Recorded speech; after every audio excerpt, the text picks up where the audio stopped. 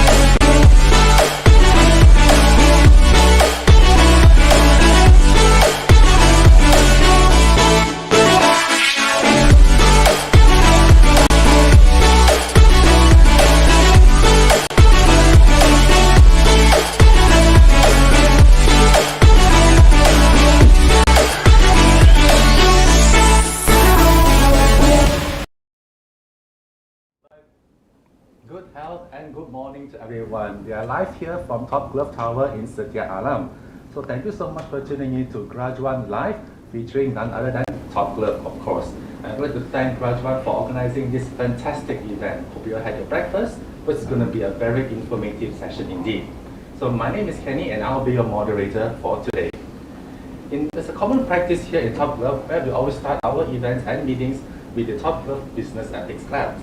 So this clap actually is to remind everyone at Top Glove the foundation of the uphold life, which are the qualities of honesty, integrity, and transparency. So let's all start with this together. Thumbs up, everyone. Ready? 1, 2, 3. Top love, top honesty, top integrity, top transparency. Quality. All right. So the next thing we'd like to do is the Top Glove 5 Healthy Wealth Claps. So this clap is actually initiated by our chairman, Tan Sri Dr. Lim Wee Chai, as a reminder for us to practice these 5 wells daily to keep us healthy and healthy. Shall we go? All right, thumbs up everyone. 1, 2, 3. Top love, clean well, eat well, work well, exercise well, sleep well. Healthy. Fantastic. So thank you everyone. Before we go deeper into today's topic, let me just share a little fact with you. Graduan has just recently announced that the winners for Graduan Brand Awards 2021, and it is my great pleasure to share that Top Glove emerged as #1 as the most preferred employer under the manufacturing sector, and also #4 in the top 10 most preferred employers in the country for this year. Congratulations to Top Glove, congratulations, and to all of you voters and graduates out there for voting us for this, because without your support, we would not be where we are and getting this recognition today. So perhaps let us start a little bit of introduction about Top Glove. We were established in 1991, and until today, we have 53 factories worldwide, 1,100 production lines with more than 22,000 workforce. That's really a huge team, yeah? And also, we are also known as the world's largest manufacturer of gloves, with the capacity to produce 140 billion gloves per annum, exporting to 195 countries, more than 2,000 customers worldwide. So without any further ado, we have 4 beautiful ladies and distinguished gentlemen as our panelists here today. Let me just introduce from my left here, the first one, Miss Molly Moore, Manager of Rewards and Performance under the Group Human Resources. Wave to the camera, say hi. Okay, then next we have Dr. Jessica Tang. She is the Senior Manager of Talent Development under Group Human Resources. Hi, morning everyone. We have Dr. Lo Zi Huang, Assistant Manager of Research and Development. Hi, morning. And also, last but not least, Miss Suryani Putri, Manager of Production Department. Hi, good morning. So today we will all be talking about the topic of generation of leaders. But before we go to today's topic a little further, let us get to know our panelists a little bit more intimate, I will call it. So perhaps we can start with Miss Molly. You can tell us a bit about yourself. Hi, as introduced just now, my name is Molly Moore. I'm currently the HR manager under Rewards and Performance in the Group Human Resources. Just one word to describe myself as a leader. Okay, just an introduction. I would say I will be a quite flexible person, always open to changes. Yes. Thank you, Miss Molly. Thank you very much. So next, Dr. Jessica, would you like to share with us a little bit about yourself? Hi, I'm Dr. Jessica. I hate talent development. So if you're wondering what is talent development, it is actually we actually oversee the learning development, succession planning, and also a program which you may be very interested in, which is our Top Glove Management Associate program. So check out our website for this program. And well, I've been here for more than 2 years, and prior to that, I have more than 30 years of work experience. And one word that I describe myself is like, I would like to regard myself as a purposeful leader. Thank you. Okay, thank you, Dr. Jessica. So our next distinguished gentleman panelist, Dr. Lo Zihuang. Hi everyone, my name is Dr. Lo, and I'm from one of the biggest department in Top Glove, I would say R&D Center. So I have been working 3 years and 2 months here, quite a young staff here, but a word to describe me as a leader, I'm someone that focus on nurture, focus on the growth of the team. So that's all, I guess. Thank you. Last but not least, Ms. Suryani. Okay. Hi, I'm Srani Putri Ramli. I'm currently a manager in production department from one of the TG factories. So TG is my first company, and I've been working with TG for around 5 years and 5 months. If there's a word to describe me, I would say that I'm strategic. Yeah. That's all from me. Okay, all right, thank you. So a very good morning to all of you. Okay, so now you know a little bit about our panelists. So before we go a little more deeper about their history, so let us show you this corporate video of Top Glove. So it gives you a little bit of gist of who we are and what do we do. So play the video.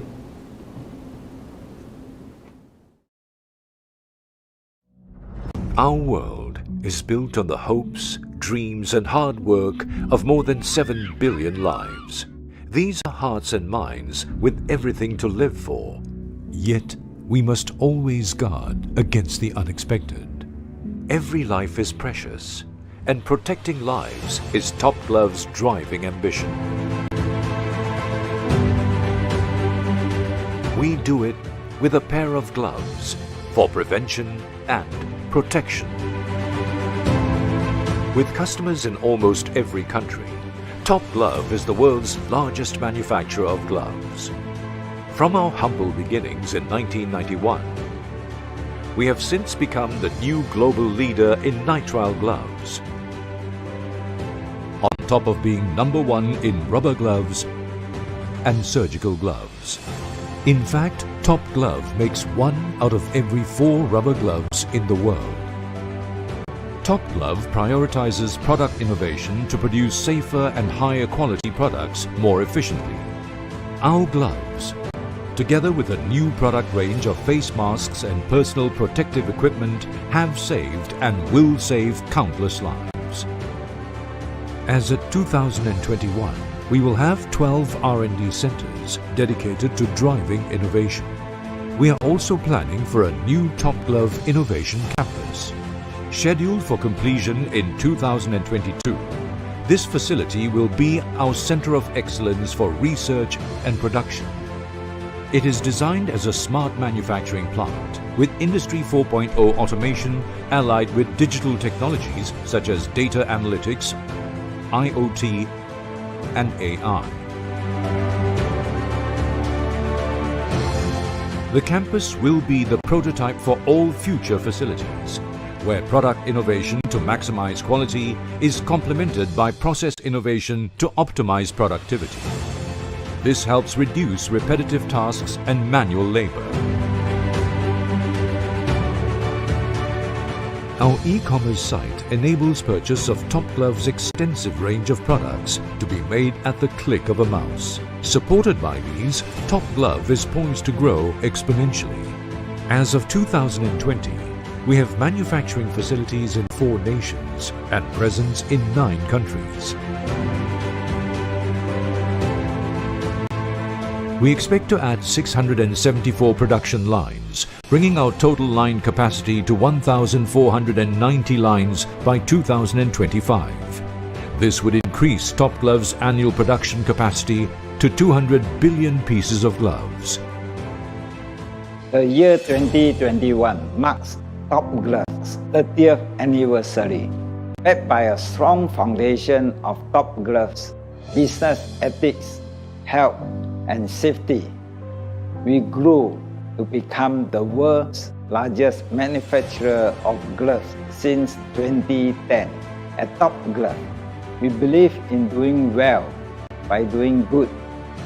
We will continue to work hard and smart to create sustainable value in the environmental, social, and governance space for our stakeholders. Thank you for your continuous support. Our chairman's philosophies have guided us over the past 30 years. We have changed much since then. Yet, as an unstoppable force for good, we remain the same. Top Glove has committed to a vision of becoming a Forbes and Fortune Global 500 company by 2030. As a proud global company, creating further value for our stakeholders.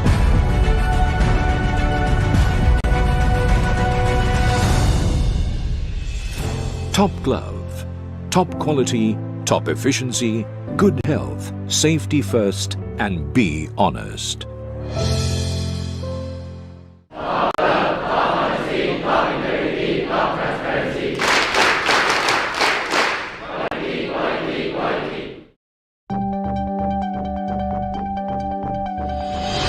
All over the world, we are known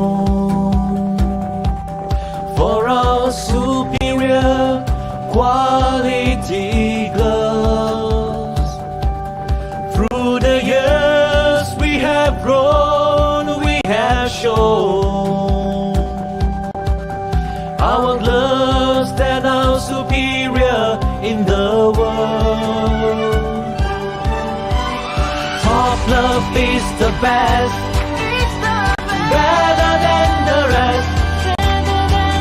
Quality, reliability, and consistency remain a policy at Top Glove Group of Companies. Top Glove, in the quest for excellence.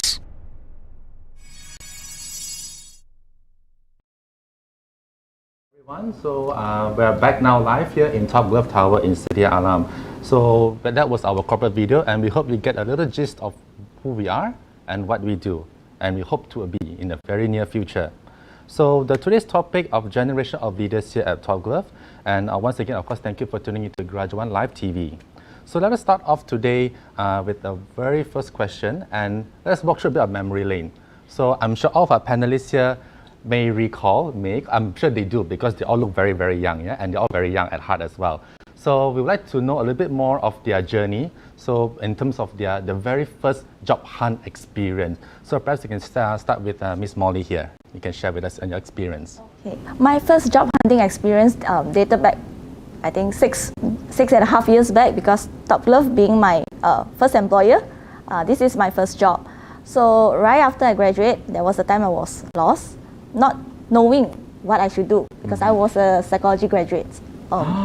Yes. Oh, wow. So in the field that psychology can contribute is, I would say, is rather general, but picking something that really interests me, sparks the interest in me, is something that I might take time to explore. So that was the time I took a short break, and then I started applying for jobs through JobStreet. Another medium that I also commonly use, LinkedIn. That was the time it was popular. So I dropped a few resumes, not knowing which one I should try out.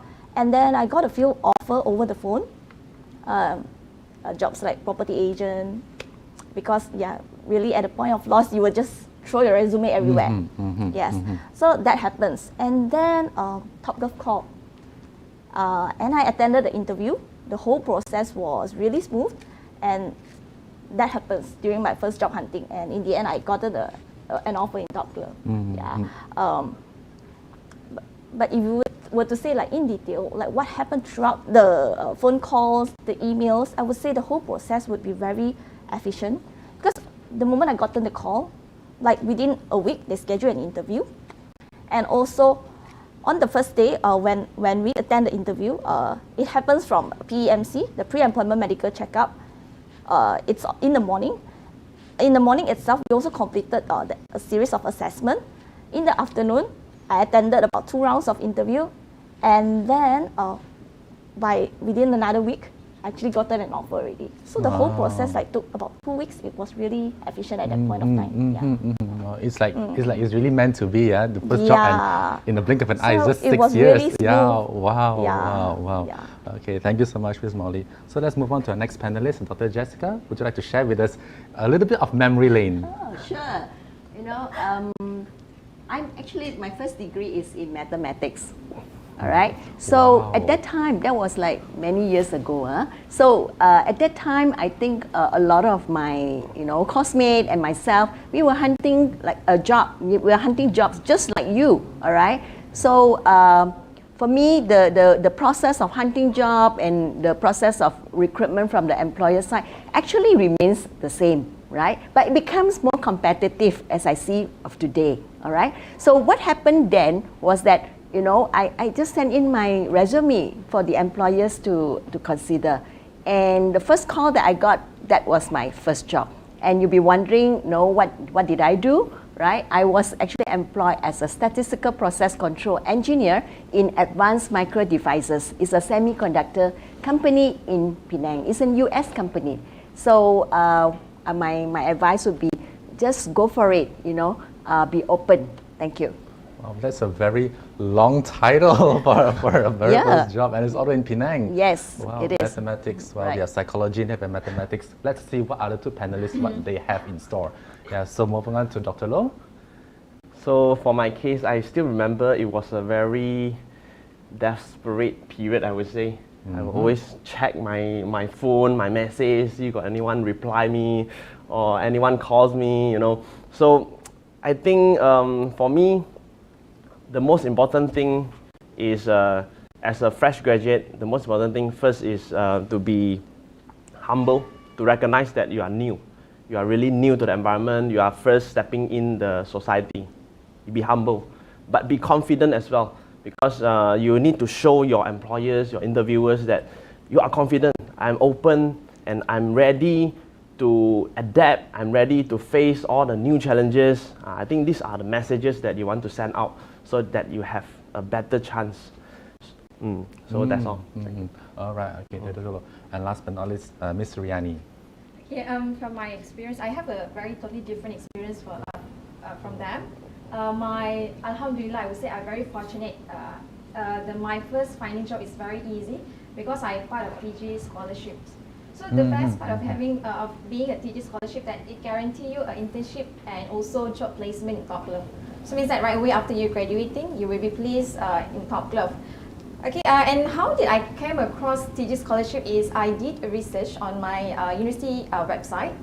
Okay, they have opening for the chemical engineering scholarship, and I apply for it.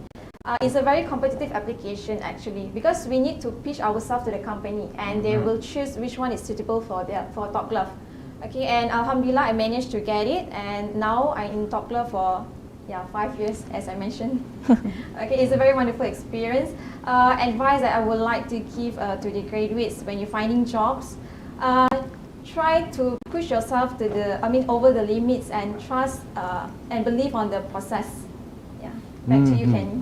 Okay, wow, we have 4 different people here, 4 different backgrounds, and by the way, I studied IT and I'm in human resources. So opportunity doesn't belong to just that what you study, you need to go for it unless a very specific field. But the world is your oyster. So keep your options open, and we're very sure that you will definitely find the passion and that you will excel in. Yeah. Okay, so thank you very much, panelists. So we'd like to know a little bit more, perhaps. Let's change a little bit. This way we go from Cik Suriani to all the way down to Miss Molly instead. A little tweak, yeah. So we would like to know, for example, we all of you are leaders in your own respective fields and your own departments, yeah. So being a leader means we are of course expected to deliver, manage, and having a strong communication skills within your team that you can lead your team. So we'd like to know a little bit more. For example, how to actually start your day. What is the day in the life of a leader in your department? Yeah. Okay, I'm not saying that my routine is the best, but this is what I practice. I'm a morning person. For me, being a morning person, there's an advantage to it because I can plan earlier. So usually I wake up around 6 a.m. And then as a Muslim, I will conduct my prayers, get ready to work. I stay very far from Top Glove actually. It's a 1 hour driving. And then I grab a very quick and easy breakfast. For me, breakfast is very important. I will take a light and nutritious breakfast just to keep my day. I have sufficient energy to start my day. So I practice a very, balanced diet. So that's how I manage my day. During lunch, I will take very healthy portions, more greens, having a healthy exercise every day. And then I will plan my day. I will have a checklist of what I should do in the morning. Okay? And then when I end, before I end my day, I will have a look, what have I done today and what should I do next tomorrow. Yeah. Okay. So as Cik Suriani mentioned just now, talking about healthy meals, for those of you graduates and job seekers out there, Top Glove, one of the benefits of being an employee here is subsidized meals. So you may want to take note on that a little bit. So let's move on to Dr. Loh. Perhaps you can share with us a bit on that. Same like what Suri said. My practice is not the best practice, but I think in general in Top Glove we all practice 5 wells. We all clean well, we eat well, we work well. These are the basic routine, exercise well and sleep well.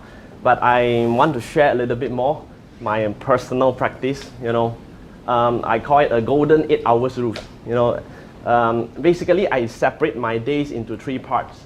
The first part will be the part I sleep 8 hours, sleep, re-energize for the next day. The next part will be the next 8 hours we need to work well. We need to work and then we need to really, because we have commitments or things like that. So these are the 8 hours that actually chain us up and we cannot do anything. These are the basic routine that we need to do. What makes you different is the another 8 hours. That 8 hours is your time, your me time. That me time is very important because you are under control. You control totally these 8 hours. And if you do something that benefit to yourself, improve yourself, add value to yourself in these 8 hours, you will edge out from your peers. So these 8 hours, very important. Some people spend it on Netflix, YouTube, things like that. But if you choose, you make the right decision in these 8 hours, you will be different. So these are my practice. Thank you. Okay, so for graduates, you job seekers out there, a little less Netflix, a little more productive, yeah? Okay, thank you, Dr. Loh. So, more Dr. Jessica? Hi. I start my day, right, very early, right? So, I think similar to Suri, but I start earlier than her. So, 5:30, I'm actually up already, yeah? And do a little bit of cooking because I also believe in actually eat well, right? Because we will be working throughout the whole day. We spend most of our time actually working at the office, and I'll make sure that I start with a very healthy, meal, right? And I actually will focus more on the more protein, yeah, such as egg and so on. So, and how do I when I open my eyes, actually the first thing I look is actually my phone.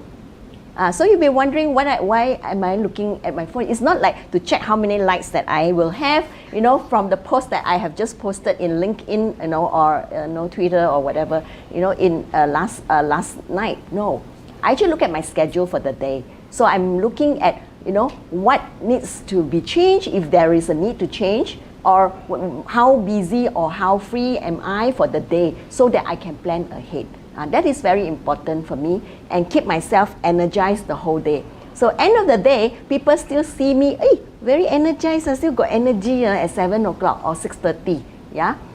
So that is where how I keep myself energized. Thank you. So for you, by the way, Dr. Jessica is pretty much like a social media influencer on her own. She's so active on LinkedIn, so do check out her profile. Yeah, you will get a lot of insights from her as well. So Dr. Jessica, and then last but not least, Miss Molly. My routine would be rather similar. I wake up. What time do I wake up? It depends on the schedule on the next day. So what happened is usually the night before, I'll be already checking the schedule for the next day. So that decides the next day what time I should wake up. And usually it won't be too late. It will be about, it can be 5, it can as early as 5, it can be as early as later as 7, okay?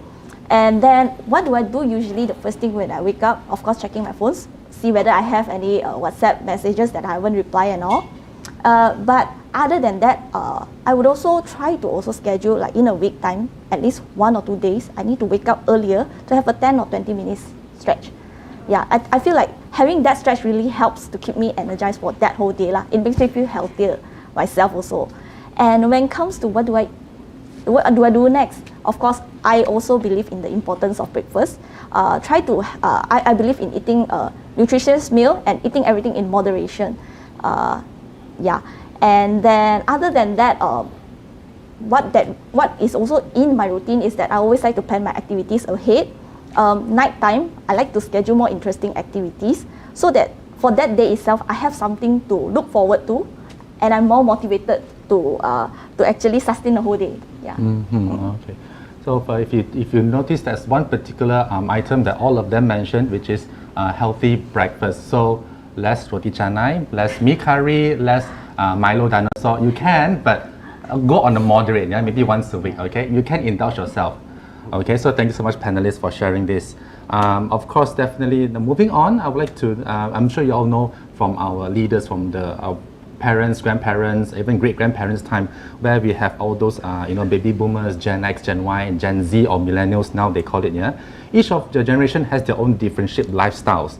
So let's talk a little bit on the different type of lifestyles that vary from generation to generation. Yeah, perhaps you can touch a little bit on that. Let's start with Miss Molly then. What kind of generation that I see different styles is, right? Yes, correct. What I see now, okay, me being myself as a millennial, what I see how myself is doing, in a way millennial, we treasure a lot about flexibility. We wanted the balance in work and life because we believe after work there is also a part of life. So being under the rewards and performance, doing policy, I think what I always see in the millennials is they are the one coming with change, transformation. They wanted to challenge the traditional beliefs. They want to challenge and have more flexibility, and because they believe in work is just a part of life. That is what I see in the current millennial generation.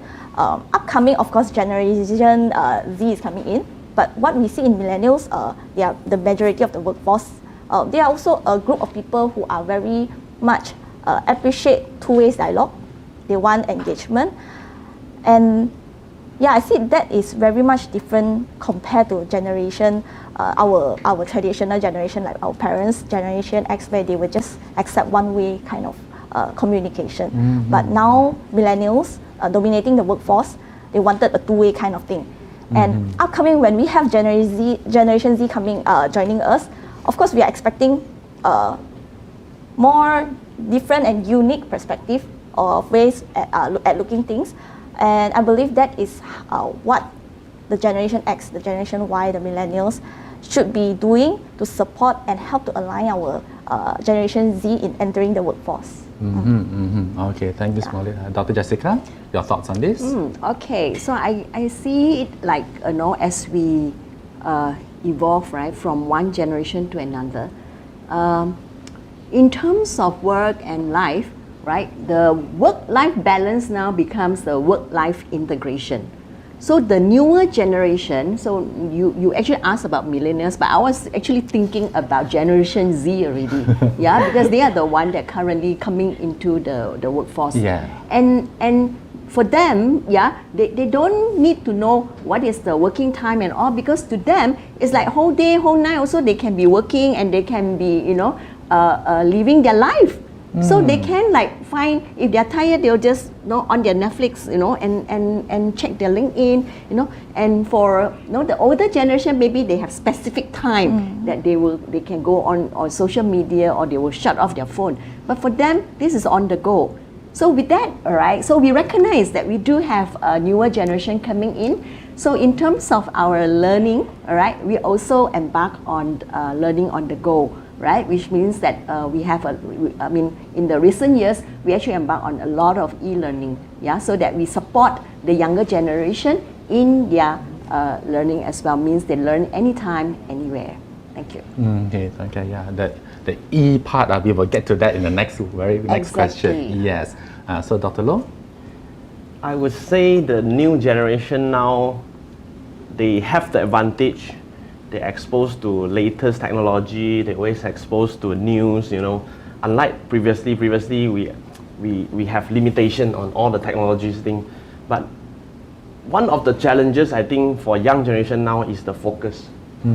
Are they able to focus? For example, today, I so determined. I go to work. I want to work hard today. I went to this. I work hard. I plan out the whole days already. Suddenly, I opened my Facebook. I saw my classmate bought a new sport car. Suddenly, you compare already. You Peer lost pressure, focus already. The peer pressure is but there. this kind of thing won't happen in our previous generation. But the generation now, they are too exposed to those social media. Those information in and out. But I think they need to have this ability to differentiate what is the good information, what is the wrong information. For example, even your classmate changed sport car, but do you know how much effort he or she put to get that car? Normally they won't expose all these details in the social media. They won't show you, wow, today I have a new house, new car. But somehow the young generation emotion are influenced by all this information without thinking, without differentiate with it. This is the whole picture. So I think this is one of the challenge. How to focus yourself, how to become resilient against all the news, all the information. So that's my advice lah. I think as the world becomes more and more modern, there's more and more temptations. Latest cars, latest phones, gadgets. Pretty much almost anything. You even have a robot that sweeps the floor for you. Those days you have to pick up the penyapu and the sapu on your own, right? Yeah, indeed. So last, Cik Suri. Okay, myself, I belong in millennials actually. So from my experience and my first-hand experience and observations, as a millennial managers, I try to have teamwork approach rather than authoritative management. We will ask for their opinions, what is the good solutions, then I will take into account what will be the best solution for us, then we try to work it out. But we try to work empowerment in the Gen Z or maybe the millennials itself. It's not an easy task because sometimes in certain situations we need to have these authoritative decisions. Okay, if I want to compare between millennials and Gen Z, I will say that I agree with Dr. Loh actually. They're very ambitious and very result driven. They want things to get things done faster, but very with insufficient effort, or I can say very less effort. I want the things to be, if I want that, I want it to get it immediately. I want to have it instant. So they tend to work faster. Actually, it's very good. They're very ambitious, driven, they can work faster. But when they're leading the group or the team, their team also need to work along with their pace. So sometimes their team also will feel that they are burnt out or maybe demotivated. So sometimes we just need to let the air out from the tire so that they will not burn out. So different generation have different approach, and I think they can find out a different method for the Gen Z how that we need to lead the Gen Z. And speaking of temptations, modernization, one of the most very prominent big leaps that we see is technology. So back in my days, I'm sure all of you are very, very much younger than me, but back in my days, we've seen the evolution. For example, we're talking about mobile phone. It was a particular huge device that's in the car. Then it goes on to you see those Hong Kong movies, those very big water bottle types, and it goes smaller and smaller and smaller until now. Even those days, people were being ridiculed that video call is an impossible thing. There's no way it's going to happen, and we are using it pretty much every day, every single minute, every hour of our meetings. So let's talk a little bit on this, the revolution of technologies that affects our daily work. So we can start with Ms. Molly. to revolution, right, I'd like to quote an example. So being under the rewards and performance, we manage the performance management system. So just quoting a real life scenario, back then when I joined the company, our performance management system managing 1,000 over employees is by using Excel file, which I think a lot of companies out there are still doing the same. By using Excel file, it means more manpower, more resources and time spent to compile the documents. And how accurate it is, compilation work you might miss out, there may be human error.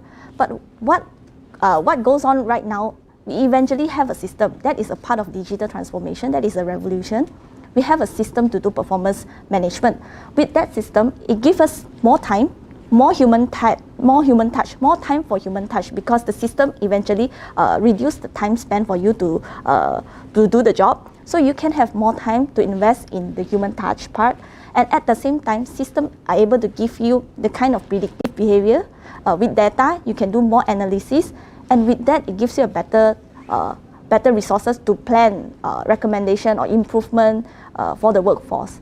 Yeah, I would say it's a revolution. Yeah. Okay. Dr. J, your take on this? Okay, definitely technologies have actually helped in my work, especially. Right, is that your question? Affect my the work? revolution All right, of technologies. yeah. Yes. So yeah, definitely, because it has actually, support the way we do our work. So in terms of flexibility, yeah. So now a lot of us can actually work remotely, yeah, very remote. I'm one person who actually will support working remotely, and also perhaps flexible roles, right? So with technology, I think we are able to do things more with less. That's all. Thank you. Okay, thank you, Jess. Dr. Low? Okay, I think the good parts are covered by the panel before. So I will talk about the other side from the technology. I would say the technology provides us with a more efficient method to reach out to people, but it actually provides a harder way for us to connect with people. You take interview as a case. In order to do an efficient interview online is totally different with physical interview. You need to convince your interviewer with that small screen, and some interviewee even like hide some notes under the slide, under the screen, or things like that may happen. But you think that you need to connect with your interviewer in such a small screen. That is actually a challenge. So how the interviewer want to get more information through a small screen, that is also a challenge.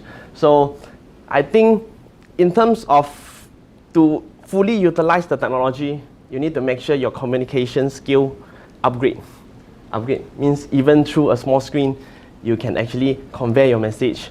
You can actually tell what you want to tell in that small screen. So by maybe your expression, everything on the screen, you need to focus on that more from the technology.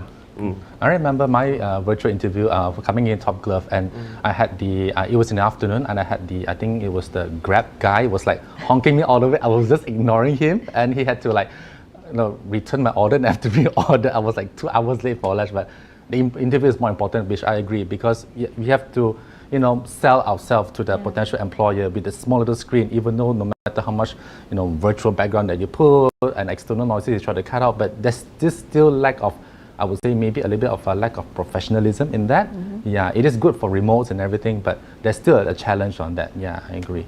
So, Ms. Riani. Yeah, from my point of view, the revolution of technologies actually plays important role in the work-life integrations that Dr. Jessica mentioned just now. Okay, I will touch a bit how that these revolutions technologies affect me in manufacturing. So because as a manufacturer, working in the manufacturing industry, reducing production losses by reducing processes inefficiency actually is a major struggle in all manufacturing.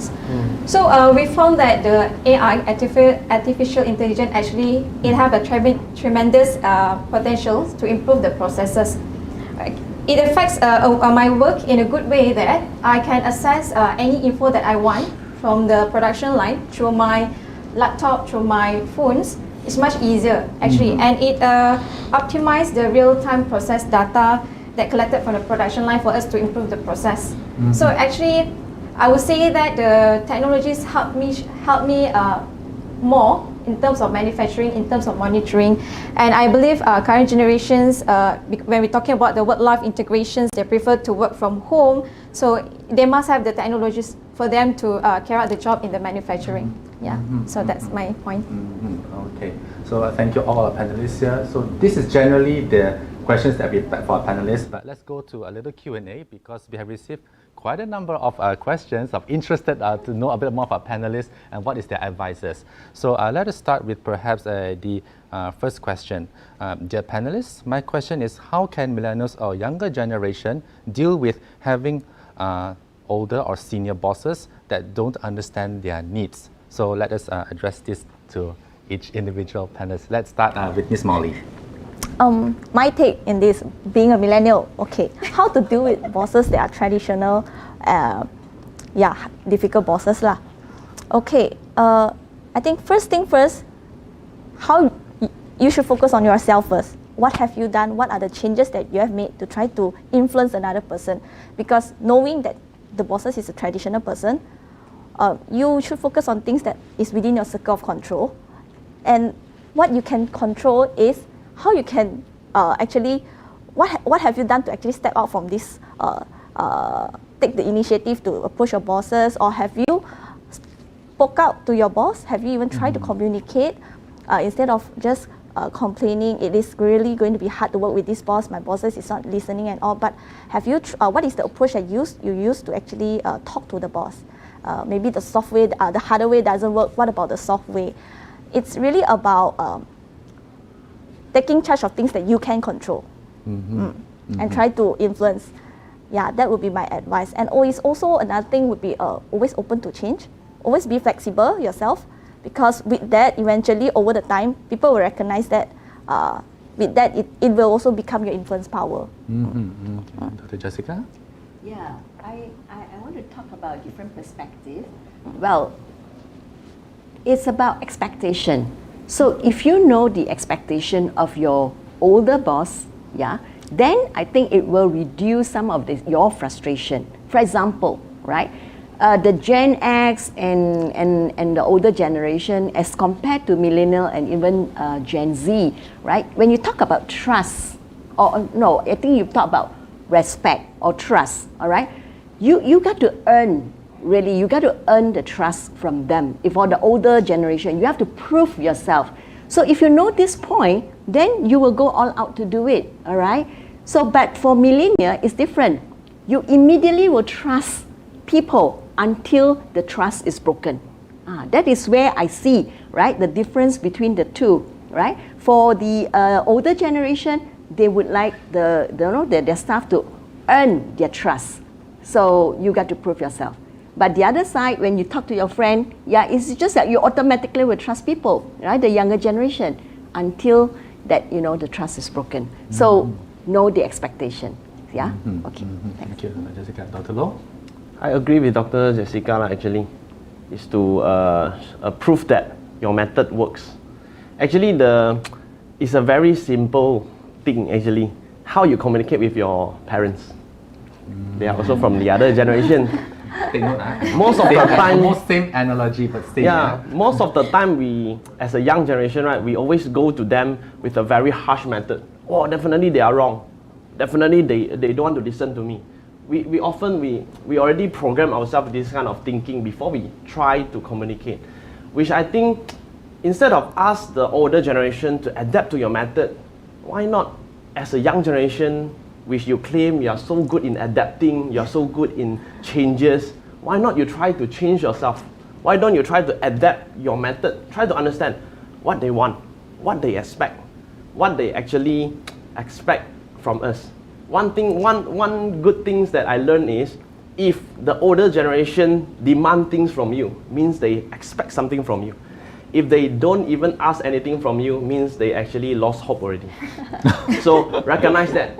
If you are expected to perform, means they are still have some hope on you. So keep that hope, adapt it, and then try to meet their expectation. Then you will definitely can cope with all these things. Hashtag hope, yeah? Hashtag hope. Okay, Miss Suri. Okay, for my advice, yeah, I never experienced working with this traditional boss lah. But what I experienced in Top Glove is we need to handle rejections lah. So as Dr. Jessica mentions, if we have high expectations, then the rejection will be more. So we need to get ourselves ready.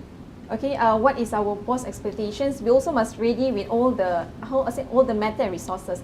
Sometimes the current generations, when they approach their traditional boss, right, they just come forward directly and be bold to them. Okay, but they also need to learn. For me, it's like two-way communications, how they engage with their traditional boss. I believe it's very hard actually to change the mind of the traditional boss. So as Dr. Loh mentioned, yes, they need to be flexible. They need to try to adapt as how they adapt to the current generations. So I don't know whether my advice is good, but I will say that challenge yourself, be prepared, and always believe in what you believe.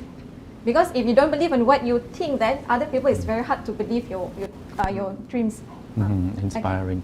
I'd like to direct this next question to Miss Molly.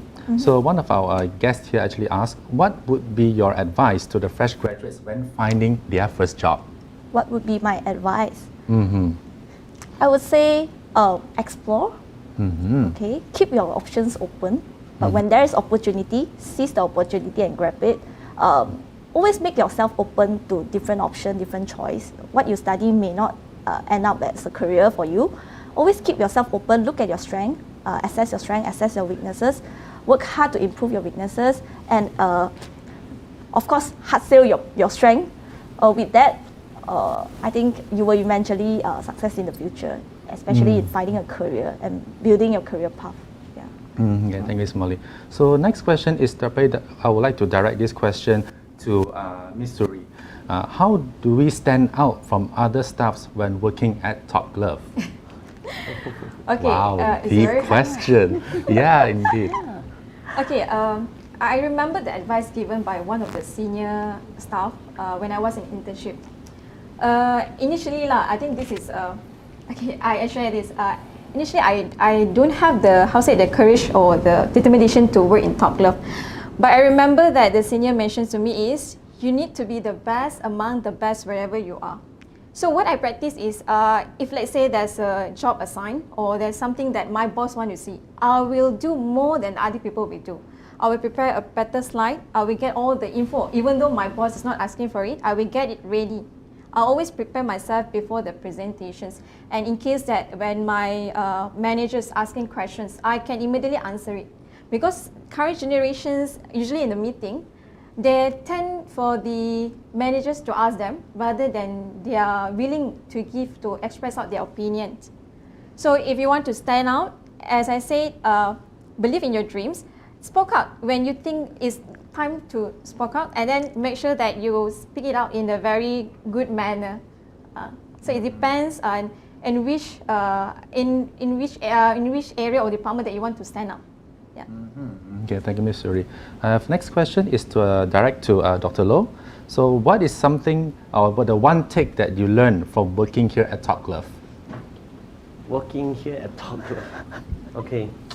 I would say working in Top Glove is a very dynamic environment. We face changes every day.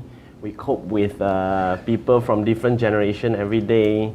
So one take would be, no matter from what generation you are, you still need to adapt. Adapt to the young people adapt to the old people, adapt to the young people.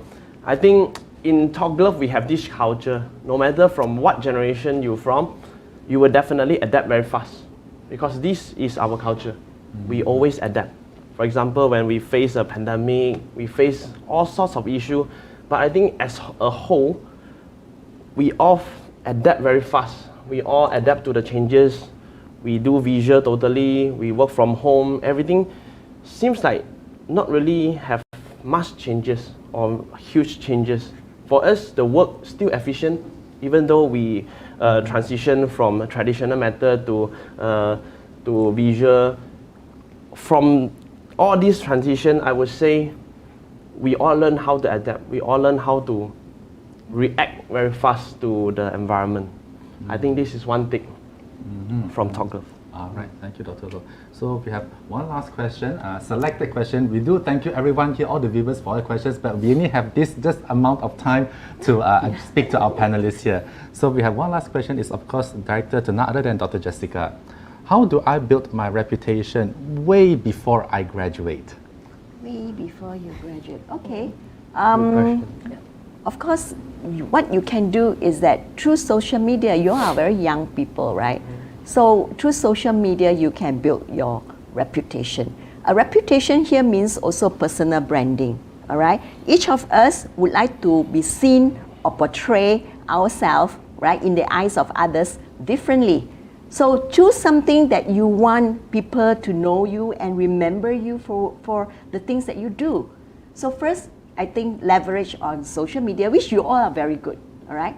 Second is to build your networking with the industry or the employer that of your choice. So if you would like to probably work in or in company A, B, or C, perhaps follow them and also engage with them starting even before you graduate. I think these are some of the things that you can do. So for all you viewers out there, do take note all these fantastic and insightful advices that our panelists has given. So well, we have come to the end of our session today. Thank you so much for all our panelists, Ms. Molly, Dr. Jessica, Dr. Loh, and also Cik Suri. And for you out there, job seekers, undergraduates, postgraduates, or all the sort of people who are tuning in, thank you so much for tuning in to Graduate Live TV, coming to you live from Top Glove Tower here in Setia Alam. So for those who are tuning in, if you'd like to explore career opportunities here in Top Glove, do follow us on social media and also LinkedIn as well.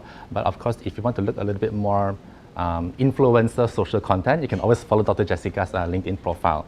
Okay, so we will end our session today with the Top Glove's ESG claps. For you, those who know is environment, social, and governance. Okay, so thumbs up, everyone. Ready? 1, 2, 3. Top Glove, top environment, top social, top governance. Improve, improve, improve. Till next time on the next session, thank you everyone. Take care, stay safe, Merry Christmas, and a Happy New Year.